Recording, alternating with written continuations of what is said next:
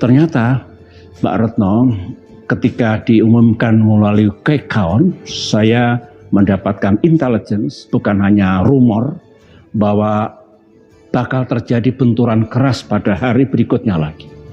Tentu saya tidak ingin. Mengenai hubungan Pak SBY dengan Ibu Megawati nih Pak, yang disebut-sebut masih berjarak. Apakah pandangan ini benar? Jujur, kalau ada yang berpandangan seperti itu tidak salah. Apa ada upaya Pak untuk mungkin membuka kembali komunikasi? Sebetulnya ada dan boleh dikatakan banyak.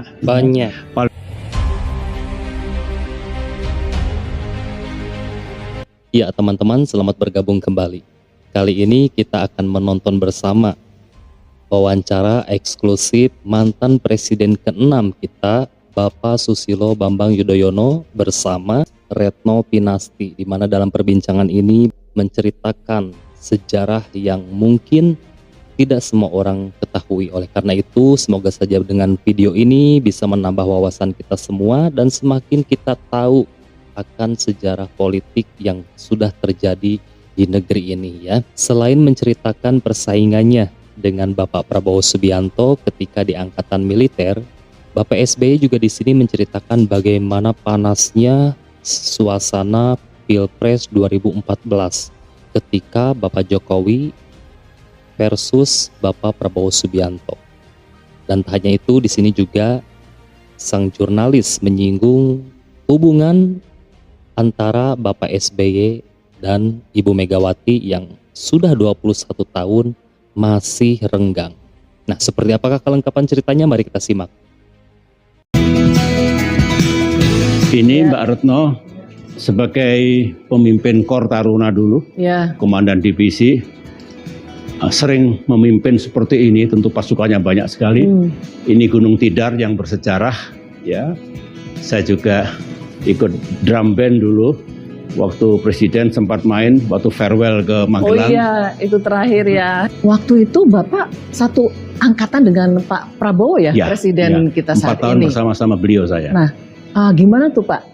Mungkin ada cerita pertemanan atau jangan-jangan ada persaingan saat itu? Pak Prabowo, sahabat dekat saya, benar kami bersahabat dekat betul, tapi juga bersaing dalam arti berkompetisi secara sehat, ya. Karena baik sebagai sahabat, tetap menjaga kedekatan persahabatan, tapi berkompetisi dalam arti ingin sama-sama sukses. Pak Prabowo di baret merah, saya di baret hijau. Sama-sama jadi kolonel, jadi jenderal, alhamdulillah sekarang sama-sama menjadi presiden. Pak Prabowo yang saya kenal dulu, mulai tingkat 1, memiliki idealisme yang tinggi. Juga sangat mencintai negeri ini, seperti kita juga lah. Dan aktif bersama-sama saya di kegiatan Kor Taruna. Cuma bedanya dulu waktu itu saya anak desa dari Pacitan, ayah saya seorang letnan, Pak Prabowo putra menteri. Kalau bahasa Inggris saya kan struggling, tetapi Pak Prabowo bahasa Indonesia struggling dulu. Jadi sama-sama ada tantangan, ya, tetapi all in all he's a good man dan saya mendoakan sukses pemimpin Indonesia. Kalau sekarang seperti apa Pak hubungan Bapak dengan Pak Prabowo? Tetap bagus ya, bukan hanya kemarin pada saat Pilpres, tetapi sebagai sahabat kami kerap bertemu, mendiskusikan banyak hal. Bagaimana negeri ini makin baik, ekonominya, kesejahteraan rakyatnya, kedaulatannya dijaga, kemudian sistem hukum, keamanan dan sebagainya. Tapi berarti setelah Pak Prabowo dilantik menjadi presiden, masih sering mungkin berdiskusi? Masih saya menghormati beliau, beliau menghormati saya, jadi indahlah. Dan falsafah saya Mbak Retno, di Indonesia hanya ada satu matahari, Pak Prabowo. Tidak boleh ada matahari kembar.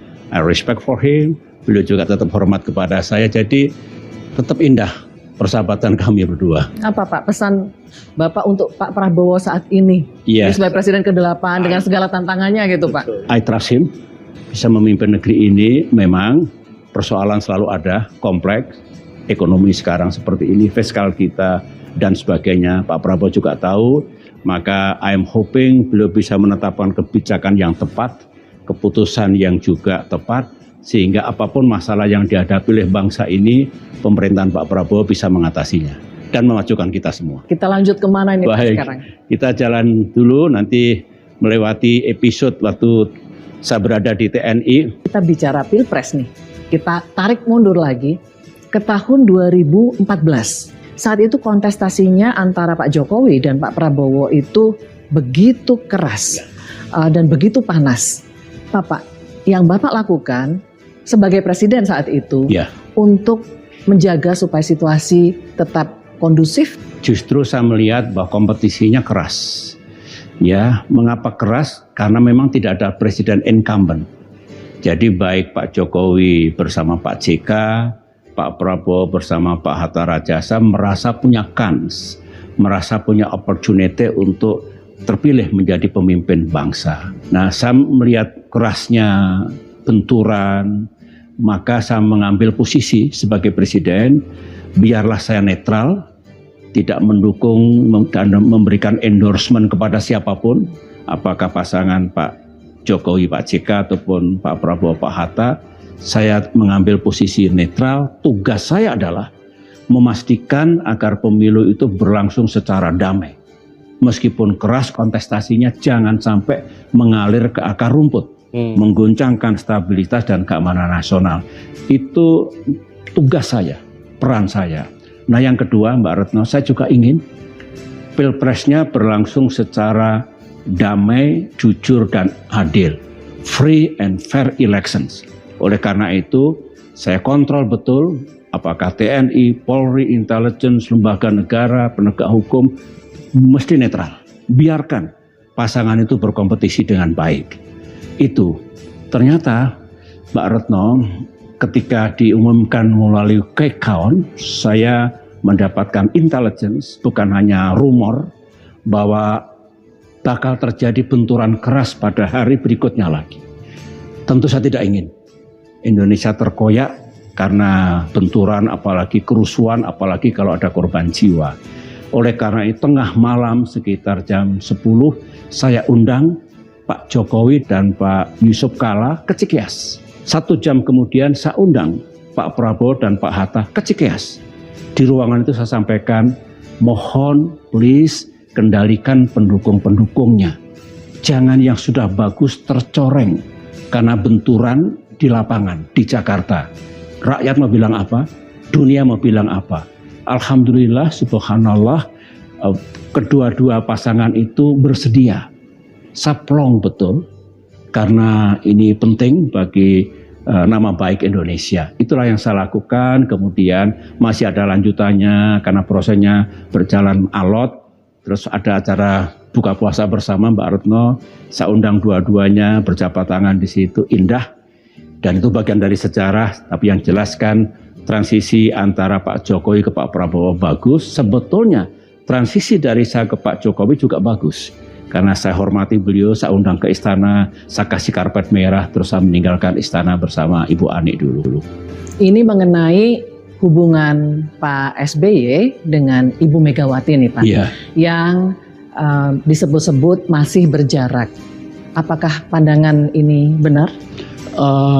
Jujur, kalau ada yang berpandangan seperti itu tidak salah. Meskipun tidak berarti tidak bisa bertemu sama sekali, tidak bisa berjabat tangan, tidak bisa berbicara secukupnya. Tidak seburuk itu sebetulnya, tapi memang benar, belum cair sekali. Kalau saya berusaha memahami Mbak ya, mungkin kontestasi kami dulu juga keras. Tahun 2004, 2009, barangkali itu pengaruh atau sisa-sisa dari kontestasi yang keras ya. Yang jelas Mbak, saya menghormati beliau sebagai presiden pendahulu ya, dan tidak ada hambatan dari sisi hati saya ya. Mungkin time will tell, mungkin sejarah akan menakdirkan nanti seperti apa hubungan saya dengan beliau ke depan. Apa ada upaya Pak untuk mungkin membuka kembali komunikasi? Sebetulnya ada dan boleh dikatakan banyak. Banyak. Paling tidak mendiang Bapak Taufik Kemas bersahabat dengan baik sampai akhir hayatnya dengan saya, itu ingin betul. Dan Pak Taufik Kemas sering berbincang-bincang dengan almarhumah istri tercinta Ibu Ani untuk bagaimana kedua keluarga ini bisa menjalin lagi silaturahmi dengan baik. I know, beliau seperti itu. Ibu Ani juga welcome sekali. Tetapi sekali lagi memang Tuhan belum menakdirkan, artinya ada.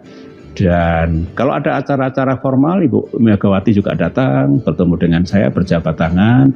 Tetapi mungkin Pak Taufik Kemas dan sahabat yang lain ingin lebih dari itu. Bagus kalau mantan presiden membawa keteduhan bagi dunia politik di Indonesia. Artinya seperti itu, dan saya menyerahkan kepada sejarah, pada takdir Tuhan. Tapi yang jelas saya tetap menghormati beliau. Yap. Luar biasa sekali Bapak Susilo Bambang Yudhoyono, mantan presiden ke-6 kita teman-teman. Sejarah yang diceritakan oleh Bapak SBY barusan, bagaimana dia bersaing dengan Bapak Prabowo dan mereka ternyata adalah sahabat ya sedari dulu ketika di angkatan militer. Dan di sini juga diceritakan juga bagaimana suasana panasnya Pilpres 2014 antara Bapak Jokowi melawan Bapak Prabowo Subianto. Itu memang nuansanya memang panas banget ketika 2014 itu, dan ini semua bisa berjalan lancar, damai, itu tidak lepas dari ada campur tangan Bapak SBY ya, yang melakukan mediumisasi dengan Bapak Jokowi dan dengan Bapak Prabowo agar mengendalikan para pendukung-pendukungnya, dan akhirnya alhamdulillah tadi kita simak beliau sampaikan kontestasi Pilpres 2014 berakhir dengan baik gitu kan. Dan ternyata hubungan Bapak SBY dengan Ibu Megawati ini masih renggang sampai saat ini teman-teman. Dan apabila kita hitung sudah 21 tahun ya lamanya renggangnya ini gitu, belum cair. Tetapi beliau Bapak SBY tadi sampaikan bahwa ketika di pertemuan-pertemuan resmi atau pertemuan-pertemuan besar mereka ketemu ya, namun belum cair gitu ya. Oke, jadi ini juga yang membuat saya tuh heran sekali ya dengan Ibu Megawati yang kenapa sampai berlarut-larut selama ini gitu ya. Padahal kan ini sudah berlalu bertahun-tahun gitu kekalahannya di ketika kontestasi berhadapan dengan Bapak SBY gitu kan. Bahkan sekarang ini beliau menciptakan hubungan berjarak kembali dengan mantan presiden ke-7 kita ya, Bapak Joko Widodo gitu kan. Dan ini mau sampai berapa orang sih gitu dijarakin terus sama beliau. Ayolah, harusnya diturunin egonya gitu kan. Kita senang melihat mantan-mantan pemimpin negeri ini saling bergandengan tangan, sama-sama membangun negeri gitu kan. Indah sekali, kita rakyat pun jadi ikut ikut merasakan bangga, dan semakin kita semangat juga untuk membangun sama-sama negeri ini gitu, melihat pemimpin-pemimpin kita saling erat berpegangan tangan gitu kan. Sungguh luar biasa sekali ini videonya teman-teman. Teman-teman juga boleh tinggalkan pendapat teman-teman di kolom komentar. Seperti biasa, terima kasih sudah menyimak. Sampai jumpa lagi di next video.